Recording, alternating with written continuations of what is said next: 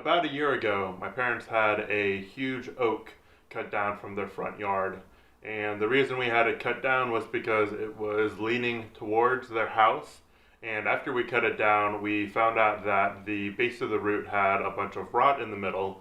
So the tree was going to come down at some point, and when it did, it was going to come down on their house. The tree was about 60 feet tall and about 33 inches in diameter.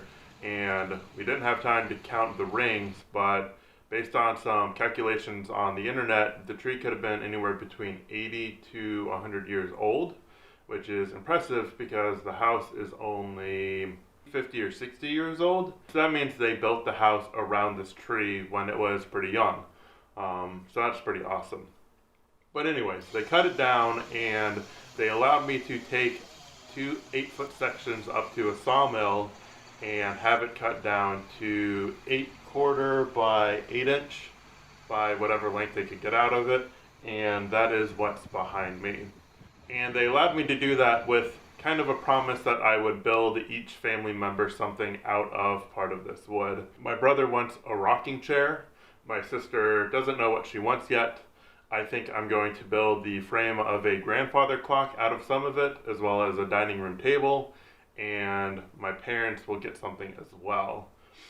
But those are all really big projects, and I need to start with something small because I've never worked with rough cut material before. I need to figure out how to do certain things with my tools that will make up for the tools that I don't have, mainly a jointer planer, which is on the list of things to buy, but that's on a different plan than the workshop. To start with something small, I've always liked the look of the thick butcher block style cutting boards, so I decided to start with that. So let's grab a piece I've already picked out and head up to the workshop and start cutting it down to 2-inch by 2-inch strips.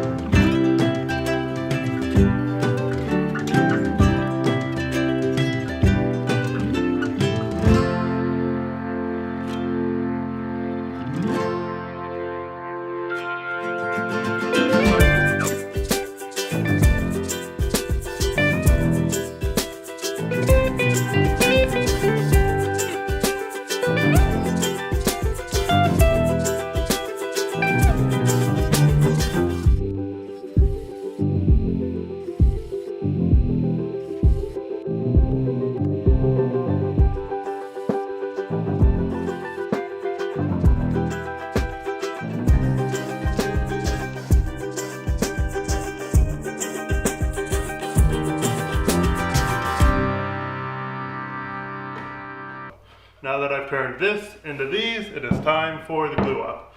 I'm going to lightly hit all the gluing surfaces with some sandpaper and then use some Tight Bond 2 to glue everything together.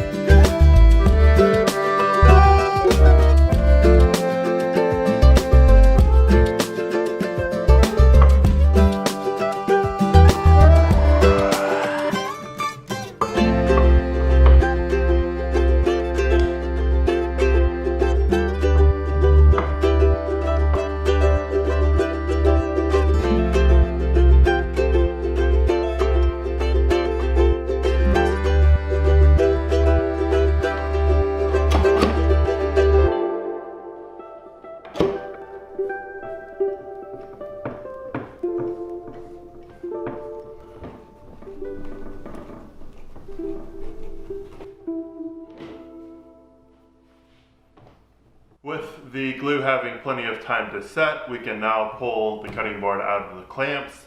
The next step is to pull out my router sled, go ahead and chuck this up inside of it, and route both of the top and bottom surfaces smooth.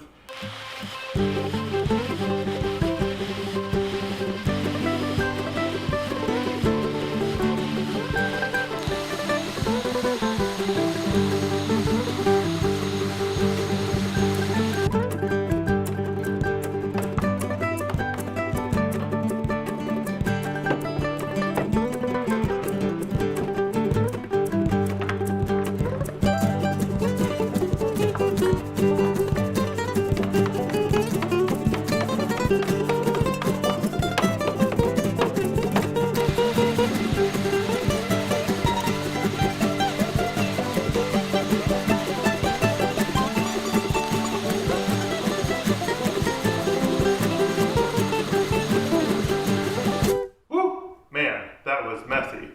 Took a second to get the shop cleaned up, and here we are with the cutting board, plain and smooth and thickened across the entire length. I'm really happy with the way it turned out. One thing that I knew going into that is there was going to be a lot of tear out from the bit, and that is why I bought the scraper. I did a bunch of reading, and if I understand correctly, if I take my time and do that step correctly, I'll be able to get past the tear out pretty easily and have just a smooth, silky finish to the entire surface of the board. But before we get to that, I need to cut the rough ends to final length. Then I'm going to round the corners, chamfer all the edges, and then add pockets on the sides so it's easier for me to pick this up. So let's get those out of the way, and then I'll get into scraping, and I'll come back with hopefully a beautifully finished oak cutting board. Now, I would normally use the table saw to cut the ends, but I don't have a sled for my new table saw, so for now we're going to use my circular saw with the guide.